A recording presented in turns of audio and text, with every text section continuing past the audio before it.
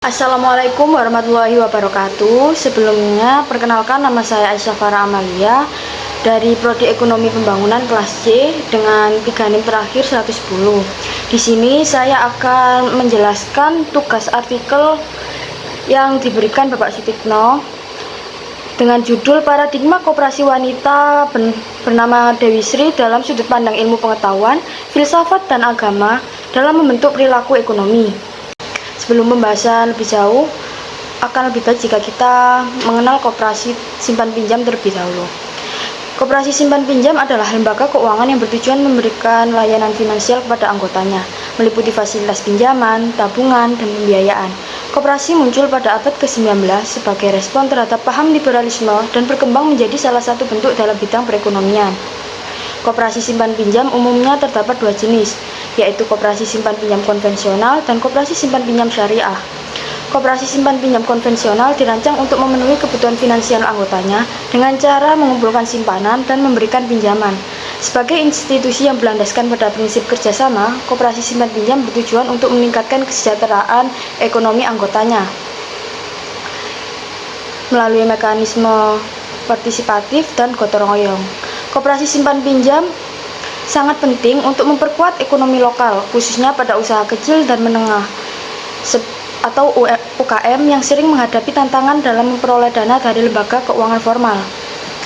Salah satu koperasi simpan pinjam konvensional yang ada di Sidoarjo yaitu Koperasi Wanita Dewi Sri.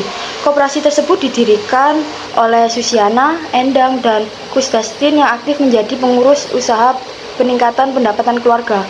Bermula dari dilakukan banyaknya sosialisasi ketika ada kegiatan di tingkat RT sampai dengan PKK, hingga menggunakan konsep pembagian celengan kaleng dari rumah ke rumah agar masyarakat mau menabung di koperasi dengan cara menyisihkan uangnya dan memasukkannya di kaleng tersebut. Penelitian ini bertujuan untuk menganalisis pengelolaan koperasi Dewi Sri berdasarkan prinsip-prinsip Pancasila dan ketentuan dalam Undang-Undang Dasar Negara Republik Indonesia yang akan berpengaruh pada pembentukan serta pengoperasionalan koperasi simpan pinjam.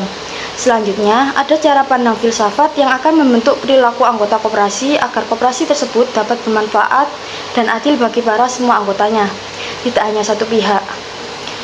Terakhir, yaitu cara pandang agama dalam menilai adanya bunga atau riba dalam koperasi konvensional. North berpendapat bahwa peraturan yang diwujudkan dalam bentuk kelembagaan merupakan pembatasan yang mengatur kehidupan manusia dalam berinteraksi satu sama lain. Aturan ini bisa berupa formal maupun non-formal, termasuk aturan resmi yang bersifat kenegaraan atau aturan tidak resmi seperti kearifan lokal dan adat istiadat. Selanjutnya yaitu ada teori paradigma.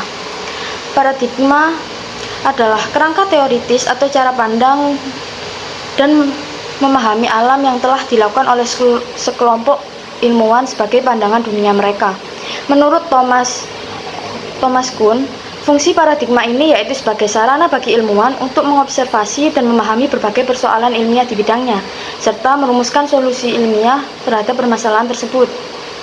Kemudian teori selanjutnya yaitu teori ilmu pengetahuan.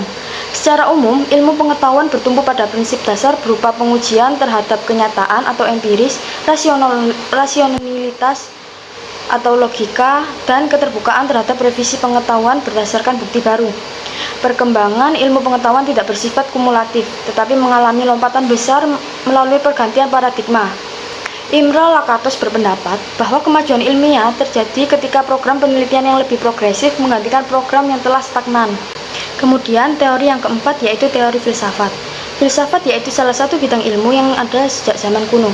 Filsafat mendorong manusia untuk merenungkan hakikat pengetahuan, keberadaan, dan nilai-nilai kehidupan. Yang terakhir yaitu teori agama.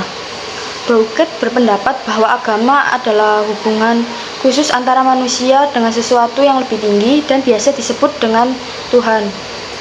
Kemudian penelitian ini menggunakan metodologi kualitatif. Data dalam penelitian menggunakan pendekatan deskriptif.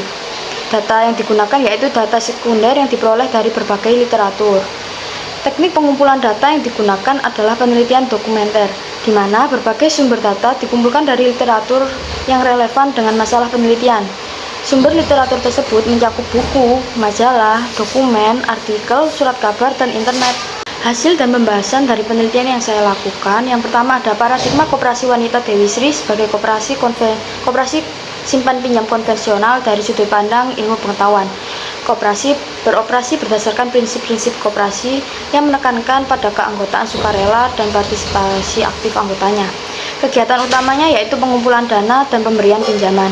Koperasi diatur dengan Undang-Undang Nomor 25 Tahun 1992 dan diatur dengan Undang-Undang Nomor 17 Tahun 2012.